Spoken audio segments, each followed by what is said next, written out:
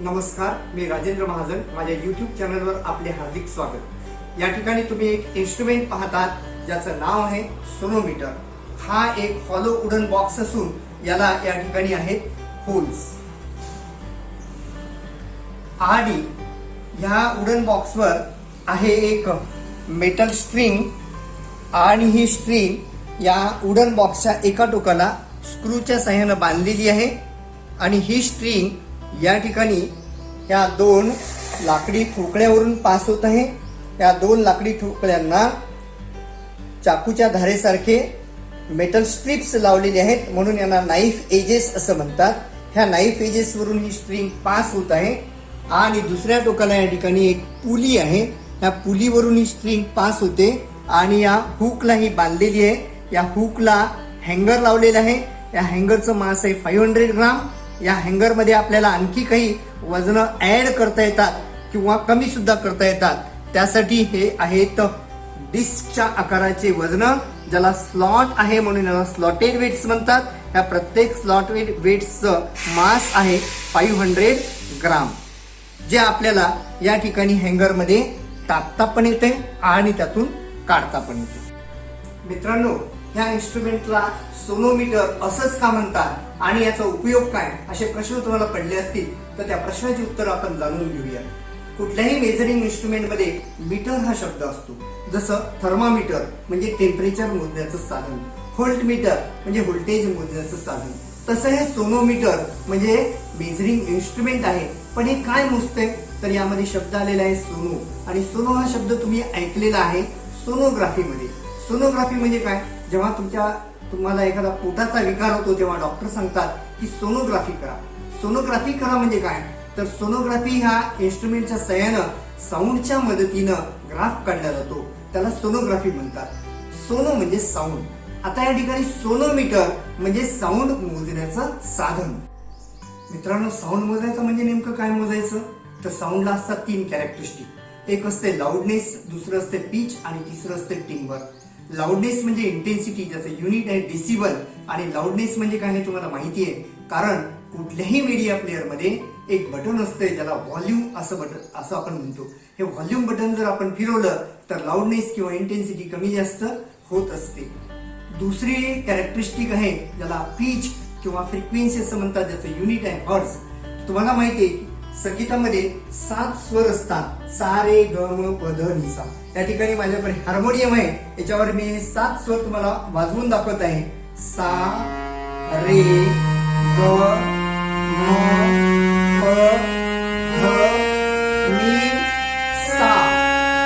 तर या ठिकाणी हे जे 7 वेगवेगळे स्वर आहेत, हे स्वर आपल्याला वेगवेगळे ऐकायला येतात कारण या प्रत्येकाचा पीच वेगवेगळा आहे किंवा फ्रिक्वेन्सी वेगवेगळी आहे. या ठिकाणी हा जो सा आहे याची फ्रिक्वेन्सी सगळ्यात कमी, त्याच्यापेक्षा रे ची जास्त, त्याच्यापेक्षा ग ची जास्त, अशी क्रमाक्रमाने फ्रिक्वेन्सी वाढत जाते. तिसरं कॅरेक्टरिस्टिक आहे टिम्बर. टिम्बर म्हणजे क्वालिटी. उदाहरणार्थ, जर 2 गायक एकच गाणं एकाच पिच मध्ये एकाच लाऊडनेसनं गात असतील तरी सुद्धा आपल्याला दोन्ही गायकाच्या आवाजामध्ये फरक दिसून येतो, फरक जाणवतो. हा जो फरक आहे त्याला क्वालिटी किंवा टिम्बर असं म्हणतात.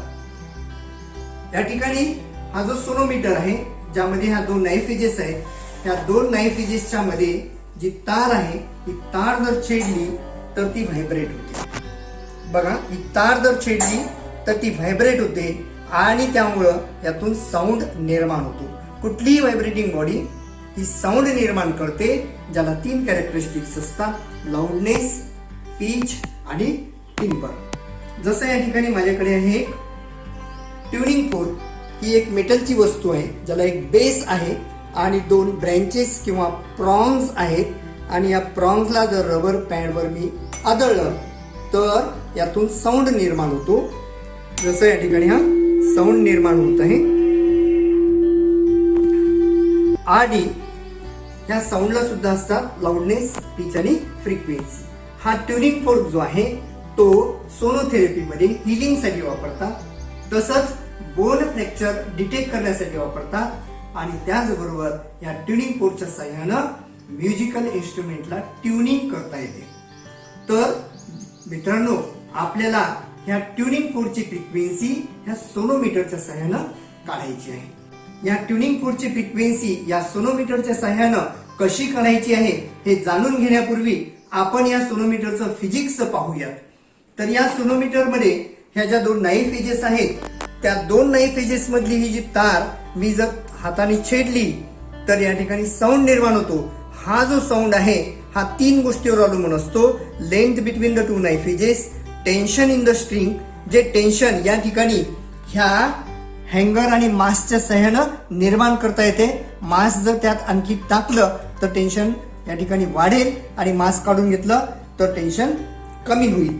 आणि तिसरं लिनियर डेन्सिटी, त्याचा फॉर्म्युला आहे n is equal to 1/2L square root of T by M. तर या ठिकाणी N म्हणजे फ्रिक्वेन्सी, L म्हणजे length between the two knife edges, T म्हणजे टेन्शन इन द स्ट्रिंग आणि M म्हणजे linear density of the string. आता ह्या तीन गोष्टीवर ही फ्रिक्वेन्सी कशी अवलंबून असते ते आपण या ठिकाणी पाहूयात.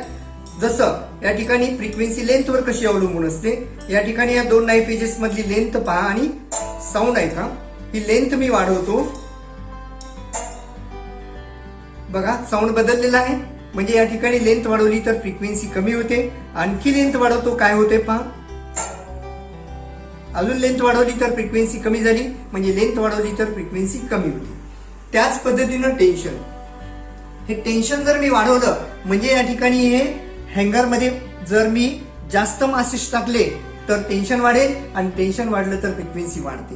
ह्या उलट टेन्शन जर कमी केलं तर फ्रिक्वेन्सी कमी होते. त्याचबरोबर ही फ्रिक्वेन्सी लिनियर डेन्सिटीवर अवलंबून आहे. आता लिनियर डेन्सिटी जर बदलायची असेल तर ही तार बदलावी लागेल, परंतु या सोनोमीटर मध्ये एकच तार आहे. तर यासाठी आपण या सोनोमीटर ऐवजी त्याच प्रकारचं दुसरं इन्स्ट्रुमेंट पाहणार आहोत ज्याला आपण म्हणतो गिटार.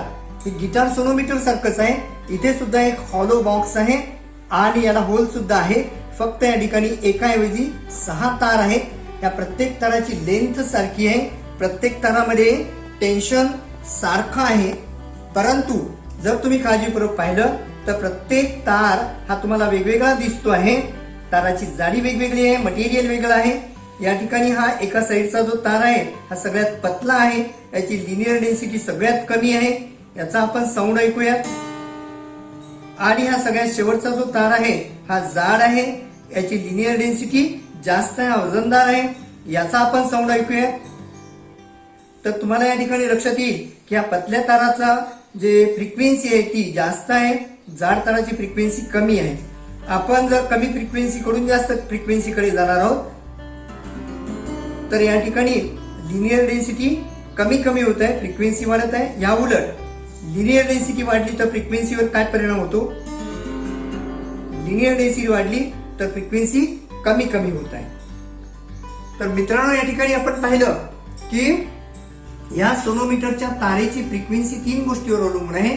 लेंथ, टेन्शन आणि लिनियर डेन्सिटी, ज्याचा फॉर्म्युला आहे n is equal to 1/2L square root of T by M. मित्रांनो ही सोनोमीटरची तार आपण दोन प्रकारे व्हायब्रेट करू शकतो. एक डायरेक्ट याला प्लकिंग करून, आणि यावेळेस याची जी फ्रिक्वेन्सी असते त्याचा फॉर्म्युला आपल्याला माहिती आहे. आणि या फ्रिक्वेन्सीला म्हणतात नॅचरल फ्रिक्वेन्सी किंवा फंडामेंटल फ्रिक्वेन्सी. ह्या ताराला व्हायब्रेट करण्याची दुसरी एक पद्धत आहे. जसं हा व्हायब्रेटिंग ट्युनिंग फोर्क मी जर या सोनोमीटरवर ठेवला तर ही तार व्हायब्रेट होते. ह्या व्हायब्रेशनला म्हणतात फोर्स व्हायब्रेशन. या व्हायब्रेशन मध्ये काय होते तर ही जी तार आहे त्याच्या नॅचरल फ्रिक्वेन्सीनं व्हायब्रेट होणार नाही. उदाहरणार्थ या ताराची नॅचरल फ्रिक्वेन्सी स्मॉल एन आहे आणि ट्युनिंग फोर्कची फ्रिक्वेन्सी कॅपिटल एन आहे. आणि जर मी फोर्स व्हायब्रेशन निर्माण केले तर ही जी तार आहे ती स्मॉल एन या फ्रिक्वेन्सीनं व्हायब्रेट होणार नाही, तर ती ट्युनिंग फोर्कच्या फ्रिक्वेन्सीनं म्हणजे कॅपिटल एन या फ्रिक्वेन्सीनं व्हायब्रेट होईल. Small N is not equal to capital N. पण जर मी ह्या स्ट्रिंगची लेंथ किंवा टेन्शन अशा प्रकारे ऍडजस्ट केलं की याची नॅचरल फ्रिक्वेन्सी आणि ट्युनिंग फोर्कची फ्रिक्वेन्सी सारखी असेल तर त्या ठिकाणी रेझोनन्स निर्माण होतो. रेझोनन्स म्हणजे काय तर या ठिकाणी हा जो तार आहे तो जास्त अँप्लिट्यूडनं व्हायब्रेट होतो. आणि जर यावर एखादा पेपर रायडर मी जर ठेवला, एखादा कागदाचा कपटा ठेवला तर तो पण जो जरा उडायला लागतो, कदाचित तो उडून खाली पडतो, ह्यालाच आपण रेझोनन्स असं म्हणतो. तर या ठिकाणी आपण हा रेझोनन्स काढणार आहोत, करून दाखवणार आहे. तर हा ट्युनिंग फोर्क मी व्हायब्रेट करून यावर ठेवतोय, पण या ठिकाणी तुम्ही पाहतात की हा कागदाचा कप्पा हलत नाही, कारण याची जी नॅचरल फ्रिक्वेन्सी आहे ती ट्युनिंग फोर्कच्या फ्रिक्वेन्सीपेक्षा वेगळी आहे. मी या ठिकाणी याची लेंथ आता चेंज करणार आहे, अशा प्रकारे चेंज करणार की या ठिकाणी रेझोनन्स होईल.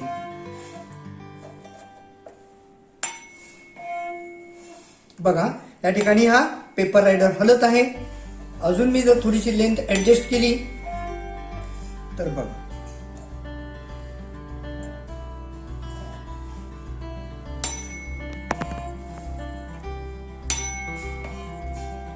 हा पेपर रायडर जो आहे तो व्हायब्रेट होऊन खाली पडला, म्हणजे या ठिकाणी रेझोनन्स निर्माण झाला.